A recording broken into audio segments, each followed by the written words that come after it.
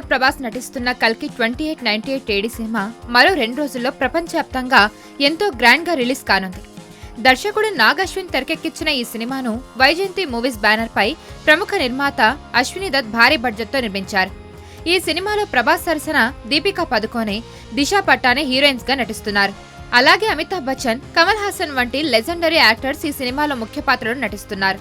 ఇక ఈ సినిమా నుంచి ఇప్పటికే రిలీజ్ అయిన పోస్టర్స్, గ్లింప్స్ సినిమాపై అంచనాలను పెంచేశాయి.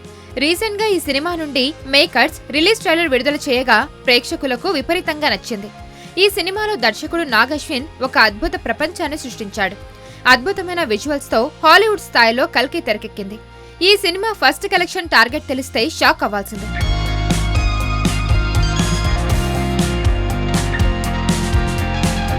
గతంలో రాజమౌళి, ప్రభాస్ కాంబినేషన్ లో వచ్చిన బాహుబలి 2 సినిమా మొదటి రోజు 200 కోట్లకు పైగా వసూలు రాబట్టింది. అలాగే రాజమౌళి నెక్స్ట్ సినిమా అయిన RRR కూడా 200 కోట్ల గ్రాస్ మార్క్ ను క్రాస్ చేసింది.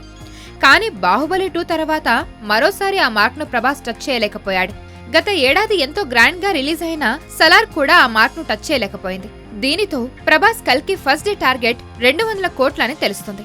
ఈ మార్క్ కనుక కల్కి క్రాస్ చేస్తే బాక్సాఫీస్ వద్ద కల్కి ప్రభంజనం సృష్టిస్తుంది అనడానికి ఎలాంటి సందేహాలు లేవు. అలాగే తెలుగు రాష్ట్రాల్లో ఈ సినిమా టికెట్ రేట్స్ కూడా పెంచడంతో ఈ సినిమా భారీగా కలెక్షన్స్ వచ్చే అవకాశం ఉంది. మరి చూడాలి కల్కి ఎలాంటి రిజల్ట్ ఇస్తుంది అనేది.